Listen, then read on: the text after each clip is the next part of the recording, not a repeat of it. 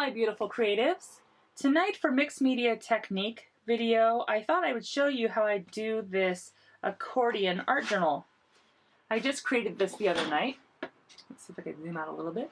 Just created this the other night. And I thought for tonight's art technique video, I would show you how to create one of your very own. It's very simple to make. It's quite fun to play on. Right now it's all backgrounds on one side, and the other side is blank because I haven't really done anything on it yet. You see some overspray and some whatnot. But if this is something you'd like to learn how to make, keep watching and I will show you how. Super simple. To get started, you're going to need a few things. You will need a visual journal. This journal is a mixed media Strathmore journal. It's not terribly expensive. There's 68 pages in here, 90-pound weight paper. Pretty standard, nothing terribly fancy about it. But you'll need one of those. You'll need some plain masking tape, and it actually doesn't matter if it's masking tape or washi tape. I like masking tape because it's stronger than washi tape. If you use washi tape for your binding, I would recommend using a glue stick and then the washi tape. So what you do is washi, or put glue stick down first, then put your washi over the top of that to kind of help reinforce it. I personally like using Scotch masking tape. It's nice and rugged and durable, and it really takes a really good beating. You can do a lot of mixed media techniques over the top of it without it negatively affecting your accordion art journal at all. So what you're going to do is you're going to take some sheets of your paper and just rip out as many pages as you want. The more pages you have, the longer your accordion journal is going to be. Now my accordion journal is pretty long, and I have 15 of these bad boys in here. I would recommend doing at least an odd number. There's really no rationale for that. I just thought it would be cooler than an even number of pages. But if you want an even number, that's fine too. Just pick as many pages as you want and tear them all out. I have a few pages torn out already. You can see the weird, whatever that stuff's called, the little edges there. So I have 9 so far. I'm going to do 15. 9, 10, 11, 12, 13. I would recommend not doing too many at once, so that way you don't cause any wrinkles, because if you pull it too hard, you will cause the paper to wrinkle on itself, which I guess technically is not that big a deal if you're doing mixed media techniques on top of your art journal.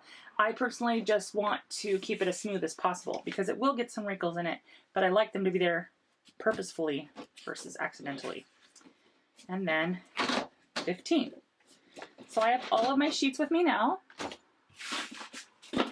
And what you're going to want to do is you're going to want to have a pair of scissors or a cutting board of some sort, and you'll want to cut all of these little pieces of paper off so it's nice and straight. So I'll be back in just a moment and I will show you what I've gotten so far. Okay, so I'm back. I have cut all of my 15 sheets out. Now for some semantics in case any of you would really like to know. This visual journal is 5.5 inches by 8 inches. And so what that means is I took, to cut all these little guys off, I just measured exactly 5 inches and then lopped it off. So that's kind of what I did for all of them. So now they measure 5 inches by 8 inches. Does that help? So now get out your handy Scotch tape. I'm also going to have a pair of scissors on hand. So what you're going to do is you're going to take, let's start with one piece of paper, okay? We'll set all the others off to the side. And I like to hold my paper in this type of formation versus this way, and I'll show you why. So what you're going to do is take your masking tape, and you're going to tear a piece bigger, wider than your piece of paper, okay? Try to let that set down over there. And now what I'm going to do is using my fingernails, it's kind of tricky, but I'm going to try to lay the tape down on the table. Okay, do you see that? Let me zoom in a little bit here. And then what you're going to do is you're going to take your paper and lay it on there as straight as you can. you don't have to be too persnickety about it because you are going to do mixed media over the top of it. These pieces of tape will actually be completely disappeared. You will not see them. Take a second piece of paper and you're going to lay it on the tape perpendicular to the piece that you already have laying down, but keep a space in there. Can you see that? So when you have the tape all the way on, your accordion will fold, open and close rather easily. Now I apologize if my camera is going out of focus. It's wigging out a little bit because of the white paper, but we'll see if we can get it to fix here. What you're going to do with your extra ends, you see these ends are down here, a little bit longer, just fold those over the top and fold it as tight as you can to the paper this way. Okay? Then take one more piece of tape. I always do it just a little bit longer, that's fine. And lay it as straight as you can. Again, perfection's not required. That's not how mixed media works. That's one of the things I really love about mixed media. And then just take your ends and fold them over. And like I said, it doesn't have to be perfect. All of these little things will disappear when you mix media over the top of them. But you now have 2 pages of your accordion journal in place. Okay? And then kind of give it a good burnish down to fold it. But 2 pages done. So to continue on, you're just going to basically do the exact same thing for each of your pages. Okay? I find that if I touch the tape with my fingernail, it kind of lets it go a little bit easier. Okay? Otherwise you'll just get stuck to yourself, and then if it gets all ratted up, it's just Scotch tape after all. Just wad it up and throw it away or unwrinkle it. Do it however you want, but I find that the smoother you lay these, the better your book will end up closing. Okay? So remember, when you add your next piece of paper, make sure that you keep your space. So that way it will close again. Fold the tape edges over, tight to the paper. Okay? And then sandwich the top of that with another piece of tape. And you're going to keep doing that for every single one of your accordion pages. Okay? Let me just finish with this one real quick. Flip it over. Fold my edges.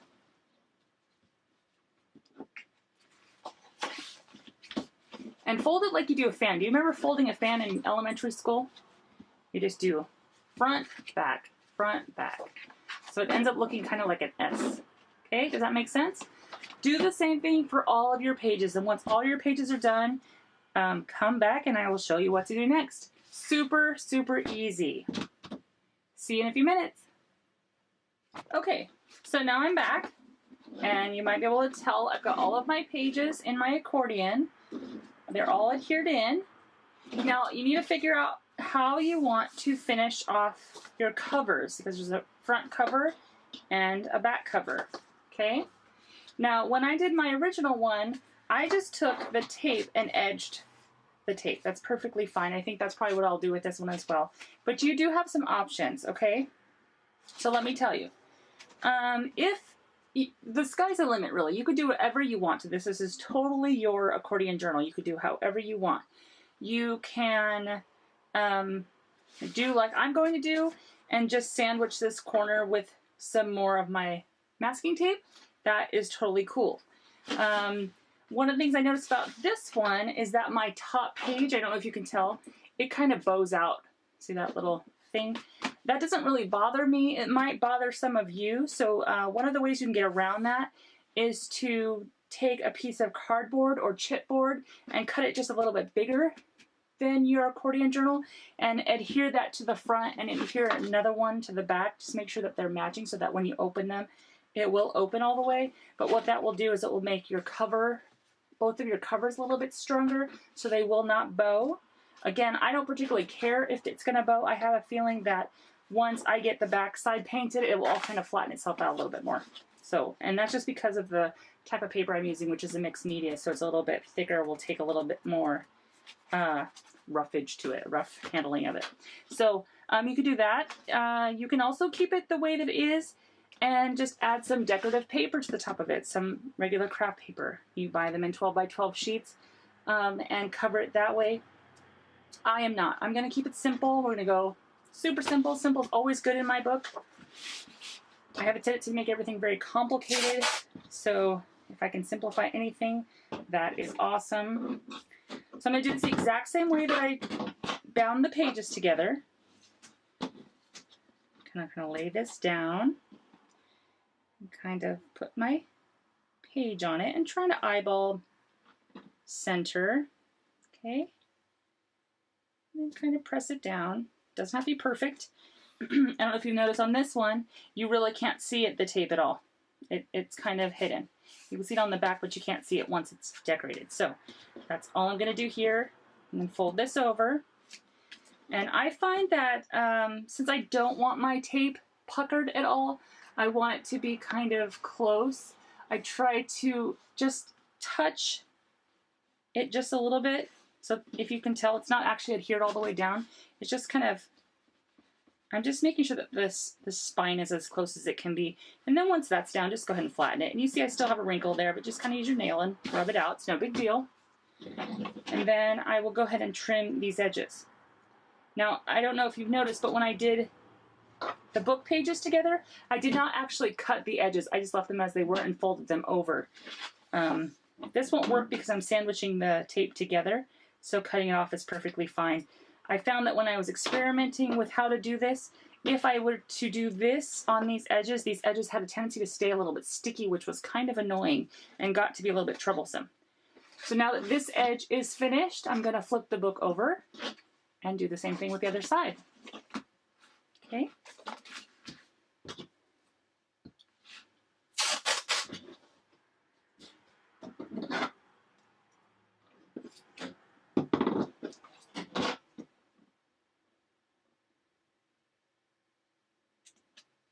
Trying to try to find center there. And I lift the edge and then kind of just touch down. So the whole tape's not adhered, but it's kind of stuck right on the very, very edge. And then just kind of push it down. If you get any wrinkles, just use your fingernail. It'll pop right out. And if you do have a wrinkle that's left in there, that's totally okay. When we mix media over the top of it, you will not see it. Okay.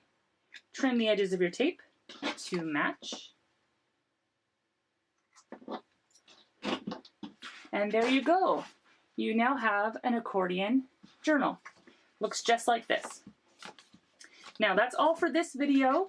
However, on Thursday when I publish the next video, it will actually be how I go about art journaling my accordion journal to make it go from this look to this look. So if you want to see how I do that, join me again on Thursday and I'd be happy to show you. Yeah, thanks so much for watching. I appreciate you. I hope you had fun doing this. If you have any questions, let me know down in the comment section. I'd be very happy to answer any questions that you may have. If you also have any ideas on how we can do this better, safer, faster, easier, whatever, let me know those in the comment section too. I'm sure that your fellow watchers will like to know that as well. Thanks so much for watching. I love you so much. Don't forget to thumbs up and subscribe, especially if you like this video. It will let me know that you want to see more. So, yeah. Have a great time. I love you. Bye, guys. Bye.